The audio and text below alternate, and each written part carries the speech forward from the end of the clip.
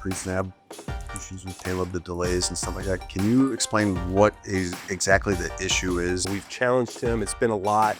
That was by design. And so if we struggle at all in the huddle getting the play out, then yeah, the delays are going to pop up, and that's a little bit of part of the learning process and us growing. But by design, we've made this very challenging and hard, and we know what we need to do as a staff to alleviate some of that pressure. And I think week one, we're going to be in a good spot.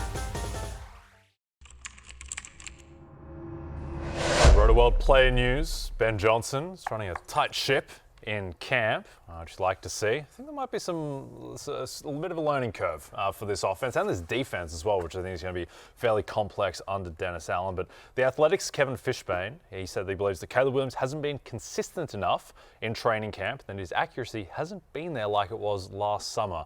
Any alarm bells here, Matthew? Not yet. I've got some positive stats on him in my 100 Facts column as well, but no, I'm not panicking just yet. First off, the stuff that we like about him in terms of his ability to run, he's more mobile than he gets credit for. His ability to throw off schedule, his ability to kind of create a little bit of magic, and has an awesome arm. None of that disappears, and so maybe there's some growing pains. It's a tough division, but they fortified the offensive line. It's the most improved offensive line in the NFL this year.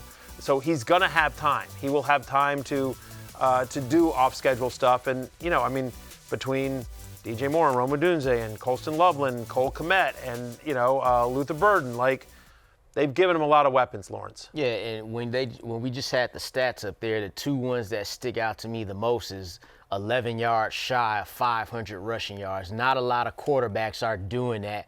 At that position. Then the 6 interceptions. He's not turning the ball over. And even if you add his lost fumbles from last year, that's less than 10 turnovers. So, no, I'm not worried yet. The report from The Athletic literally adds up with what the clip we just heard from Ben Johnson. So he's not as consistent, but they're by design challenging him. So I wouldn't be too worried just yet either. And the other thing that, again, I think this gets lost so much because there's so many, beat reporters say something and it gets put into the sort of the Twitter sphere or whatever. Yeah. The Bears and Kevin Fishbain are Fishbain are, apologies, Kevin. They're looking at it through the lens of, hey, is he the franchise quarterback for the Chicago Bears? Whereas we're just looking like, do we think this guy can put up fantasy points? And the answer is yes. Even if he's inconsistent, he's still going to be able to run and throw for touchdowns. Yep. Okay, next item, Chargers offensive coordinator Greg Roman said Maureen Hampton, the vaunted ride or die, will rotate with another back in week one, even if Najee Harris isn't ready to go. Najee Harris back at practice. Tough week for the Chargers losing Rashawn Slater. But how does this make you feel about Hampton? Don't care. Yeah? Not worried about it. Do I think Hassan Haskins or Kamani Vidal is going to take significant work away? Yeah. We don't expect him to get every single carry. Part of the argument is that A, he's a special talent, and B, they're going to be so run heavy, there will be enough work for Amari Hampton and someone else. I think he will be the alpha in that. I think he'll be 65%, 70% of the running back touches by the end of the year, and his superior talent will take over. But no, I'm not worried about that at all. Yep. Yeah. Lawrence Bill signed James Cook to a 4-year, $48 million contract extension. Seems like all parties happy, and we pretty much just move on as anticipated. Yeah, it's done now. It's better that it's done now than at the end of training camp. And that's where you're like, oh, man, he hasn't been practicing regularly. Well, now he will. And, James Cook this year, I like him as far as, having a second running back on my fantasy team. Scored 16 rushing touchdowns last year, was tied for the league in the NFL. I don't know if he's going to get that. But I also believe that he could get more than the 2 that he had the year before that. So if you're telling me he gets 8, and there's a great chance at that because of the offense that he's in, led by Josh Allen, rolling with the Bills there, they're in those situations a lot. Another thing, though, he breaks runs for touchdowns. Yeah. He's an efficient runner. He's a guy who averages 5 yards per carry in his career, despite, he only played 48% of the snaps. So that shows you his efficiency. So depending on where you have James Cook, you don't want him anchoring your fantasy football team. But if he's your guy and you got CMC, that's fine with me. Yep.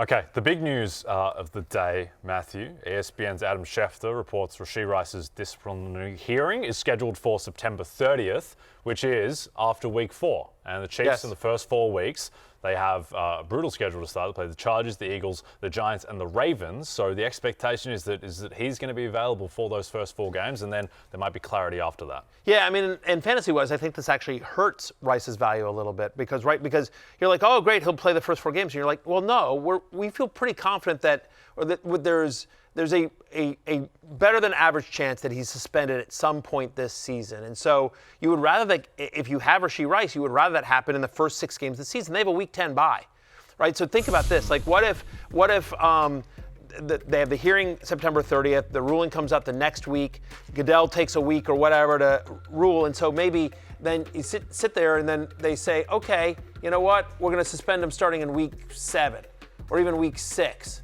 right? And then it goes, so now you're missing 7 games, right? Because it takes you through those 4 games, Lions, Raiders, Commanders, Bills, the bye in week 10, then at the Broncos, Colts.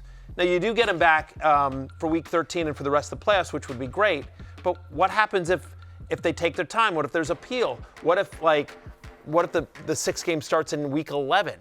And so I just think there is, for a player that there's already a ton of uncertainty about, there's now more uncertainty because we don't know how many games he's going to miss, and more importantly, we don't know when we're going to miss him. So I do think there's still opportunity there because some people may be scared about this. I still think he's probably like a 5th, 6th round value, but just understand that there's much more volatility with this situation than there was 2 hours ago. Yeah, it's definitely risky because of the time. You know he's going to miss time. You don't know when it's going to happen. And if you have your wide receiver 2 just gone for 4, 5, 6 games, we don't know. We don't know anything. At least Jordan Addison's situation is done, over with. We know it's going to happen. That is not the case here. So it is a risk with drafting Rashee Rice and redraft. Just knowing, because you can't plan for it, right? Yeah. Like with Addison, you're like, okay, I'm going to slot it in my, if you have an IR spot or whatever, but okay, I'm dealing with him at the beginning of the year. So just there's more uncertainty there just to be aware of it. And obviously that's going to affect the value of Kelsey and Xavier Worthy and the other pass catchers as well when he's out and when he's in. But looks like right now he'll be there for at least the first 4 games. Hey, it's Matthew Berry from NBCSports.com and Rotoworld.com, and I want to thank you so much for watching whatever it is you just watched, or if nothing else, being too lazy to click out of the autoplay after this video started, after whatever it is you actually wanted to watch finished. But now that you're here, I'd like to take a moment here to ask you respectfully now, okay? I'm asking you respectfully to subscribe to the NFL on NBC YouTube channel. You'll get the latest Rotoworld fantasy news headlines, all sorts of great shows, including my own Fantasy Football Happy Hour. So go subscribe now. Again, I'm asking respectfully.